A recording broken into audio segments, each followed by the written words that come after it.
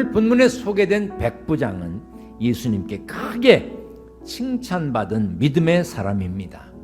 어느 날 예수님이 가버나움에 들어가셨을 때 한 백부장이 예수님을 찾아왔습니다. 백부장은 100명의 군인을 거느린 지휘관입니다. 백부장은 예수님께 주여 내 하인이 중풍병으로 집에 누워 몹시 괴로워하나이다 했습니다. 본문의 백부장은 자신의 문제 혹은 가족의 문제 때문에 예수님을 찾은 게 아닙니다. 자기가 부리는 하인, 종의 아픔 때문에 예수님을 찾았습니다.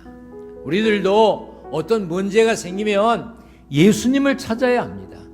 자신에게 문제가 있을 때도 찾아야 하지만 가족에게 어려움이 있을 때 지인, 친구, 함께 신앙생활하는 믿음의 공동체의 일원이 어려움을 당하면 그의 아픔을 내 아픔으로 품고 기도할 수 있어야 됩니다. 그리고 백부장처럼 예수님을 찾아야 합니다.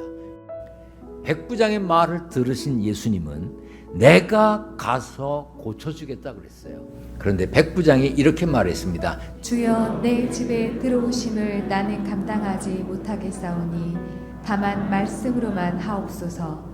그러면 내 하인이 낫겠사옵나이다. 백부장은 예수님이 자신의 문제를 해결할 수 있는 권위와 능력을 가진 주님으로 인정했고 믿었습니다. 그래서 뭐라 그랬습니까? 다만 말씀으로만 하옵소서. 우리 집에 가실 필요 없습니다. 그러면 내 하인이 낫겠습니다. 그렇게 고백했어요. 그러자 예수님이 이렇게 말씀하셨습니다.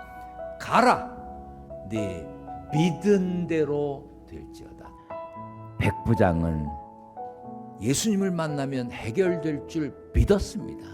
그 믿은 대로 되라고 예수님이 선언하신 겁니다. 우리도 우리의 작은 믿음을 대단한 믿음으로, 보잘것없는 믿음을 위대한 믿음으로 바꿔야 합니다. 요한일서 5장에 무릇 하나님께로부터 난 자마다 세상을 이기느니라. 세상을 이기는 승리는 이것이니 우리의 믿음이니라. 세상을 이기는 방법은 다른 데 있지 않습니다. 우리의 믿음에 있습니다.